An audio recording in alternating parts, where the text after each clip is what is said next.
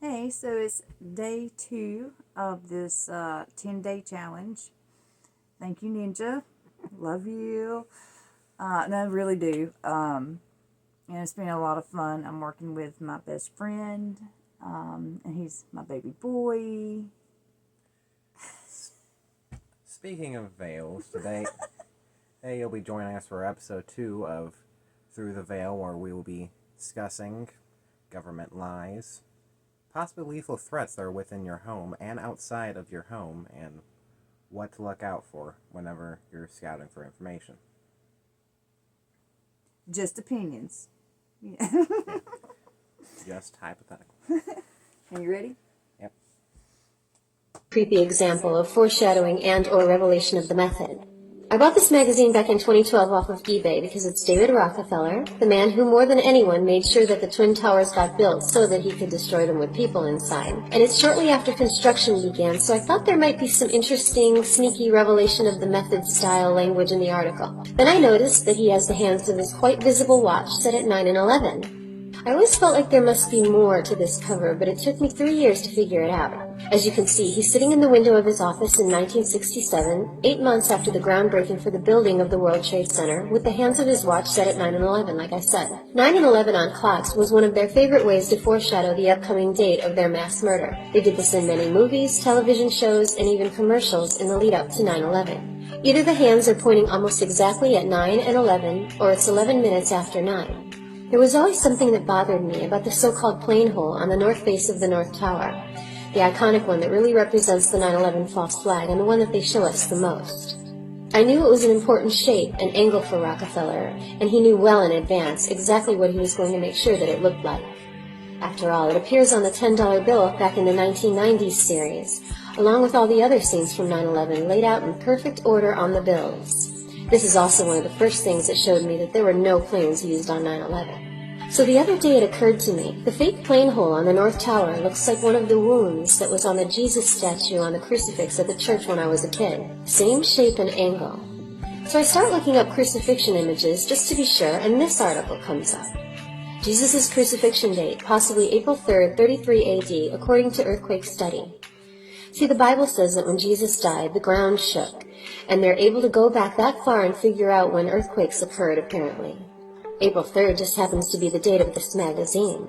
So then I checked how many years there were between 33 AD, the probable year of the crucifixion, and 2001, the year of the mass human sacrifice on 9/11, foreshadowed on Rockefeller's watch.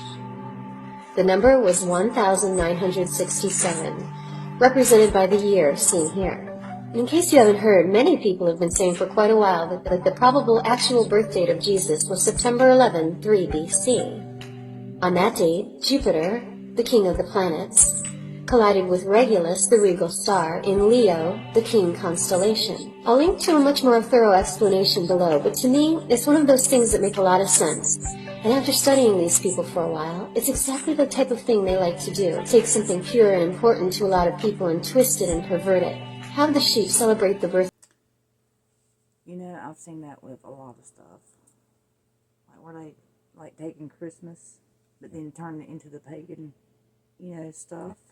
Like with the tree and the balls, and it's like nothing is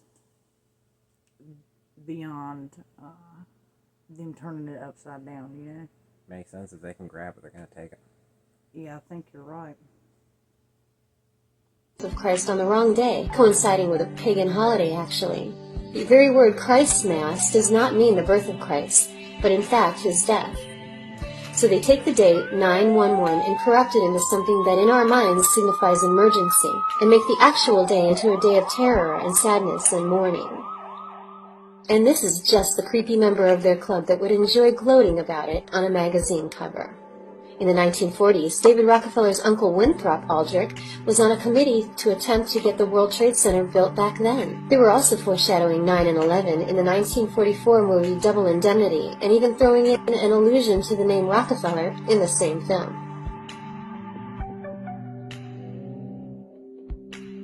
In the 1960s, a plan was introduced for a nationwide emergency number. Britain implemented 999 as their emergency number back in the 1930s. Australia and New Zealand selected 999 and 111 respectively as their emergency numbers in the 1950s. Yet for some reason, in 1968, just a year after this magazine came out, AT&T announced at a press conference that a universal emergency number was being established for the U.S. However, instead of 3 like numbers for ease of dialing in a crisis, numbers that could not be further apart on the dial would be used. 9 and 1 and 1 had been chosen by a computer, they said. Besides being a client of the Rockefeller-funded and directed RAND Brainwashing Institute, the 1975 book The Rockefeller Syndrome lists AT&T as just one of the many companies under Rockefeller control or influence. In the book Rockefeller, the Man Who Misrules the World, AT&T is referred to as the Rockefellers' family-owned monopoly. So they used their power to make the numbers 911, birth date of the Prince of Peace, signify danger and crisis, and after September 11, 2001, heartache and mourning. Rockefeller puppet Ronald Reagan even designated September 11, 1987, to be 911 Emergency Number Day, calling on the people of the United States to observe this day with appropriate ceremonies and activities. And every year, like clockwork, the Rockefeller Center Christmas tree, an enormous representation of the one thing the Bible tells us not to drag into our homes and decorate with gold and silver, is lit at 8:55 p.m., when hands on the clock are exactly as they are on Rockefeller's watch. So here we have David Rockefeller, the man who was instrumental more than anyone on the planet in ensuring that the Twin Towers got built. Less than a year after the construction began, with the probable date of the crucifixion of Christ above his head, along with the years between that event and 2001 listed here, and the probable date of Christ's birthday and, of course, the date of the mass murder that took place in his towers in 2001 on his watch. A mass murder during which a slice appeared 1,000 feet up over southern Manhattan for all the world to see, similar to the wound depicted in many images of the person that the event seems to revolve around. And just as a side note, if you open this thing up, there's a cigarette ad on the back cover that puts 2 tower-looking things in red right about where the towers are being built, to David Rockefeller's right, if this picture continued west. So this is what we're dealing with. Sick, arrogant people that feel the need to put their mark on everything in an attempt to convince us that they have total control of everything, which means they don't. As for God and Jesus and the Bible, I know it's trendy to be an atheist and hate all religion, but obviously those who hoard the knowledge, the same people that do very well if we're misinformed, plan their events around these things we're not supposed to believe in. Maybe they know something we don't. All pertinent links in the description, and thanks for watching.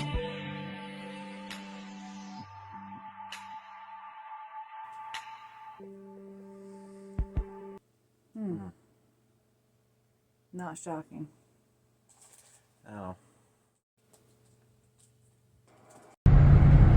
Okay, right? It's sun setting. What is this?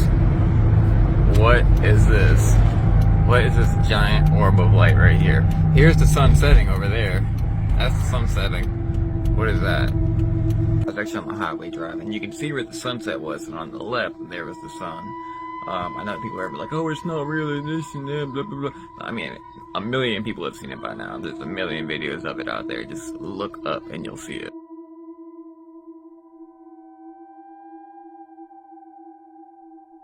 There's a few different names for it. Some people call it Wormwood, Planet X, Nibiru, blah blah blah. It's all the same thing. It's literally an alternate dimension coming into ours. And it's because they've been messing around with CERN, trying to open portals for a couple of years now. When the first time they opened CERN, we got the Berenstain Bears, Chick-fil-A, Fruit of the Loom, and now they're messing with it again. So, I mean, who knows what's gonna happen next.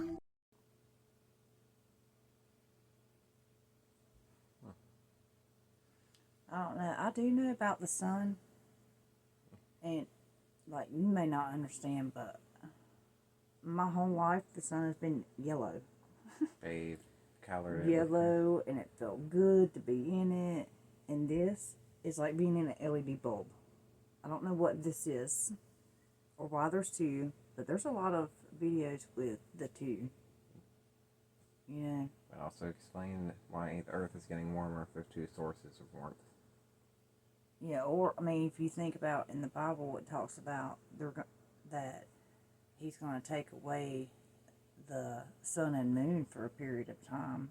So if they're getting ready for that, they would need to have... They're having insurance. Yeah.